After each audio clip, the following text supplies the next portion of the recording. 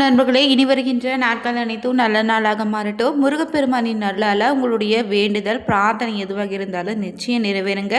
இன்னைக்கு இந்த ஒரு வீடியோ பதிவில் எதை பற்றி பார்க்க போகிறோன்னா, 2026ஆம் ஆண்டிற்கான சனிப்பெயர்ச்சி வாக்கிய பஞ்சாங்கத்தின்படி பார்த்திங்கன்னா, மார்ச் 6ஆம் தேதி 2026 அன்று அதிகாலையே பார்த்திங்கன்னா 8:24 மணிக்கு கும்ப ராசிலிருந்து மீன ராசிக்கு நிகழ்ந்திருக்கு. இந்த பெயர்ச்சியால் பார்த்தீங்கன்னா 7 சனி மீன ராசியில் தொடங்க கும்பத்தில் பாதசனியும் மகரத்தில் அஷ்டமச்சனி முடிந்திருக்கு. தனுசுக்கு அஷ்டமச்சனி தொடங்க இருக்குதுங்க. ரிஷிபம் கடகம் விருச்சிகம் கும்பம் போன்ற ராசிகளுக்கு முன்னேற்றமும், மேஷம் சிம்மம் துலா மீனம் தனுசு ராசிகளுக்கு எச்சரிக்கை ரொம்ப முக்கியங்க. மேலும் இந்த மேஷ ராசி நண்பர்களுக்கு பார்த்தீங்கன்னா இந்த காலகட்டத்தில் விரைச்சனி ஆரம்பித்திருக்கு. தேவையில்லாத செலவுகள் குறையும், தூரத்து பயணங்கள் உண்டாகும். உடல் நலத்தில் கொஞ்சம் கவனமாக இருங்க. அடுத்ததாக பார்த்தீங்கன்னா ரிஷிபராசி நண்பர்களுக்கு இந்த நேரத்தில் லாபசனி தொட்டதெல்லாம் தொடங்கக்கூடிய காலந்தாங்க. உங்களுக்கு வருமானமும் அதிகரிக்கும். புதிய முயற்சிகளுக்கான வெற்றியும் சுப காரியங்கள் நடக்க இருக்கு. அடுத்ததாக மிதுன ராசி நண்பர்களுக்கு இந்த நேரத்தில் பார்த்தீங்கன்னா தொழில் சில சனி உண்டாகும். அதனால் வேலையில் ரொம்ப பொறுப்பாக இருக்கணும். பதவி உயர்வு இடமாற்றம் கடின உழைப்பு இந்த நேரத்தில் ரொம்ப முக்கியம். அடுத்ததாக கடகராசி நண்பர்களுக்கு இந்த நேரத்தில் பார்த்தீங்கன்னா உங்களுக்கு எப்படிப்பட்ட பலன் அமைய போகுதுன்னா, பாக்கிய சனியாக இந்த சனியின் தாக்கம் இருக்குங்க. அதிர்ஷ்டம் கூடும். நீண்ட நாள் ஆசைகள் நிறைவேற போகுது. தந்தையோடு அன்பு அதிகரிக்கும். அதே போல் சிம்மராசி நண்பர்களுக்கு இந்த நேரத்தில் அஷ்டமச்சனி காலத்தில் இருப்பதால் திடீர் செலவுகளையும் உத்தியோகத்தில் ரொம்ப கவனமாக இருங்க. ஆரோக்கியம் மற்றும் வண்டி வாகனங்களை கூடுதல் கவனமாக இருப்பது நல்லது.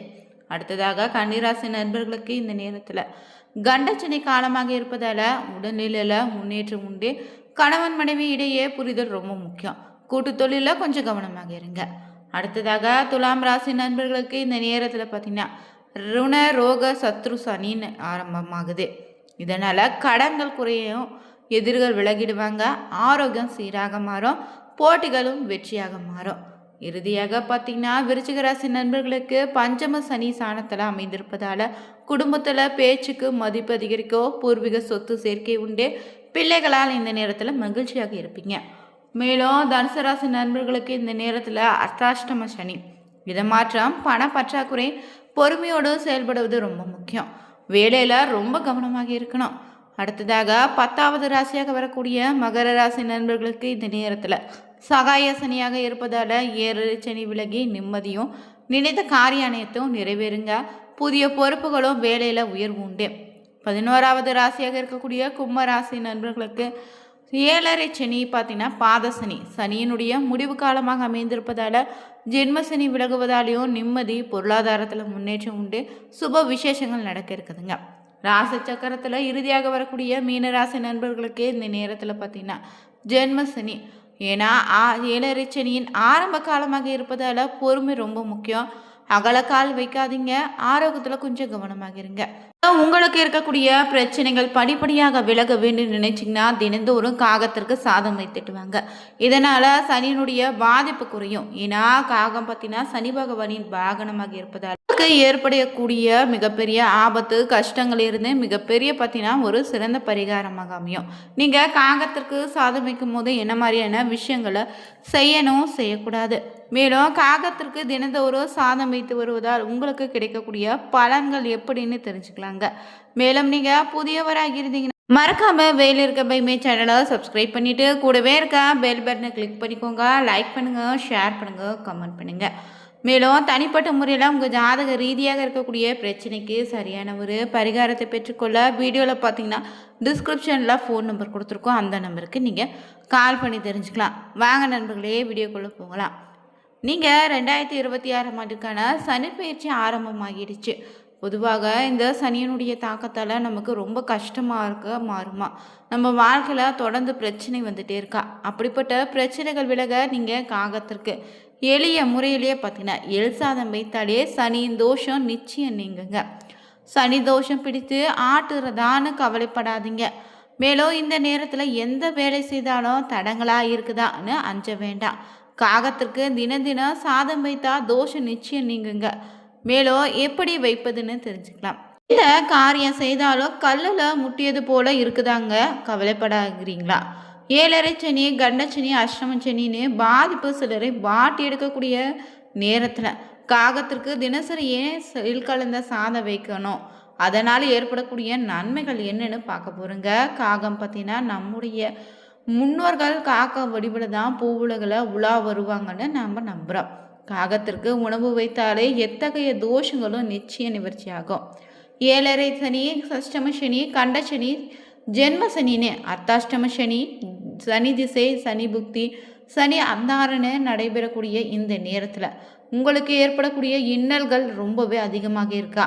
இதனால் காரிய தடை, திருமண தடை, குழந்தை வாக்கியத்தில் தடை, தொழில் அபிவிருத்தி தடைன்னு பல தடைகளுக்கு ஏற்படக்கூடிய மன உளைச்சலுக்கு ஆளாகி வர்றீங்களா? எடுத்த காரியங்களில் தோல்வியும் பண முடக்கமாக இருக்கா? வம்பு, சண்டை, விரக்தி, தொழில் முன்னேற்றம் இல்லாத எதிர்காலமே சூன்யமானது போல நீங்கள் உணர்ந்தீங்கன்னா சனிதோஷ விலகவும் காரிய தடைகள் நீங்கவும் சில பரிகாரங்கள் பற்றின நம்முடைய சித்தர்கள் நமக்கு சொல்லியிருக்காங்க. அந்த வகையில் சனிக்கிழமை நாள்தோறும் நீங்கள் சனி பகவானுக்கு அகல் விளக்கில் நல்லெண்ணெய் தீபம் ஏற்றி வழிபடுங்க. கருங்குவளை மலர்களால் சனி பகவானுக்கு அர்ச்சனை செய்து வழிபடலாம். தினமும் காகத்திற்கு எல் கலந்த சாதம் வைக்கலாங்க. சனிக்கிழமையில விரதம் இருந்து பெருமாளை வழிபட்டு காக்கைக்கு உணவு வைக்க சனி பகவானின் தோஷத்திலிருந்து நிச்சயம் விடுபட முடியும். வன்னி மர இலைகளால் மாலையாக கட்டி நீங்கள் சிவபெருமானுக்கு சனிக்கிழமை தோறும் சாத்தி வழிபட்டாலும் சனியின் பாதிப்பு குறையுங்க. அதே போல் சனிக்கிழமை தோறும் நல்லெண்ணெய் குளியல் செய்தால் தீமைகள் குறையும்னு சொல்லுவாங்க. சனிக்கிழமையில அசைவ உணவை சாப்பிடாமல் தவிர்ப்பது நல்லது. மேலும் சனிக்கிழமையில விரதம் இருந்து வந்தாலே முதுகுவலி, தசை சீர்குலைவு போன்ற பிரச்சனைகள் இருந்து தீர்வு உண்டாகும். பார்த்தீங்கன்னா இந்த காகம் சனி பகவானின் வாகனமாக இருப்பதாலும் நம்முடைய முன்னோர்கள்னு சொல்லக்கூடிய பார்த்தீங்கன்னா இறந்தவங்களும் காகன் வடிவத்தில் தான் வருவதால் அமாவாசை நாட்களை உணவு படைத்து வழிபடுவோம். முன்னோர்கள் பார்த்தீங்கன்னா ஆத்மாக்கள் அமாவாசை என்று காகம் வடிவில் நம்முடைய இல்லம் தேடி வந்து உணவை உண்டு மனம் குளிர்ந்து நமக்கும் நம்ம குடும்பத்தில் இருக்கக்கூடிய அனைவருக்குமே ஆசை விளங்குங்க.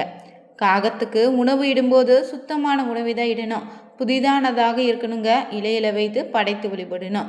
ஒவ்வொரு சனிக்கிழமை நாளையும் எழுக்கலந்த சாதத்தை காகத்துக்கு படைத்தீங்கன்னா சனி பகவானின் ஆதிக்கத்திலிருந்து நிவாரணத்தை நீங்கள் பெறலாம். அதே போல் காகத்துக்கு உணவு வைக்கும்போது குளிக்காமல் வைக்காதீங்க. அதே போல் எக்காரணம் கொண்டு அசைவ உணவுகளும் பழைய உணவையும் வைக்கக்கூடாது.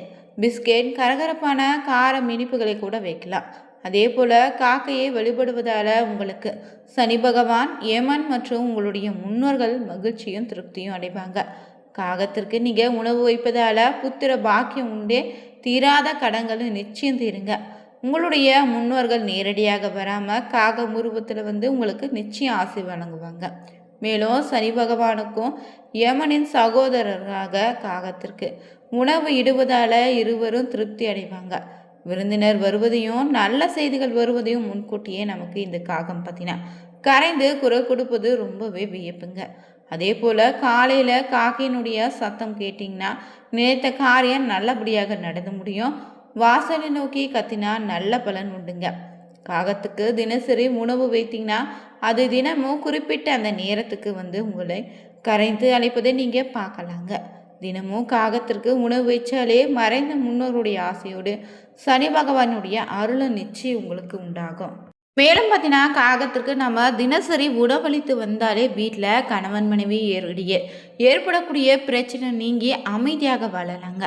காகா சனீஸ்வர பகவானின் வாகனமாக இருப்பதால் காகத்துக்கு உணவளிப்பதன் மூலம் சனீஸ்வரரால் ஏற்படக்கூடிய கேடு பலன்களிலிருந்து விடுபடுவதோடு இல்லை, இறைவனுடைய பரிபூர்ண கருணையும் அருளையும் பெற முடியும். 7.5 சனி நடக்கக்கூடிய காலத்தில் காகத்திற்கு எல்கலந்த சாதம் வைப்பதன் மூலம் 7.5 சனியின் தாக்கம் சற்று குறையுங்க. காகத்திற்கு நீங்கள் உணவளிக்கும் போது உங்களுடைய பார்த்தீங்கன்னா வீட்டை சுற்றி இருக்கக்கூடிய பூச்சி புழுக்களை ஏதாவது இறந்து கிடந்தாலும் அப்புறப்படுத்துது. இதனால் நோய் தொற்றுகளிலிருந்து நம்மை பாதுகாக்குதுங்க. மேலும் காகத்திற்கு பார்த்தீங்கன்னா சாதம் வடித்ததோ முதல் சோறு வைப்பது ரொம்ப நல்லது. சாப்பிட்டு கொண்டிருக்கும் போதே காகம் வந்து கத்துனுச்சுன்னா எச்சில் சாதத்தை எடுத்து சென்று வைக்காதீங்க. கையை கழுவிட்டு புதிய சாதத்தை தான் காகத்திற்கு வைக்கணும். முன்னோர்களுக்கு திதி தர்ப்பணம் போன்றவற்றை தர முடியாதவங்க தினசரி காகத்திற்கு உணவு வைத்து வந்தாலே மிகப்பெரிய நற்பலன் உண்டுங்க. அதுபோல 2026ஆம் ஆண்டிற்கான சனி பயிற்சி காலகட்டத்தில் யார் யாருக்கு எந்தெந்த சனியின் தாக்கம் இருக்கு, அதனால தினசரி காகத்திற்கு சாதம் வைத்து வருவதால நமக்கு கிடைக்கக்கூடிய பலன்கள் என்னன்னு தெரிஞ்சுக்கொண்டோம். 12 ராசியில் நீங்கள் எந்த ராசியை சேர்ந்தவங்கன்னு மறக்காமல் கமெண்ட் பண்ணுங்கள். வீடியோ பிடிச்சிருந்தா லைக் பண்ணுங்கள், ஷேர் பண்ணுங்கள், சப்ஸ்கிரைப் பண்ணிக்கோங்க. தேங்க்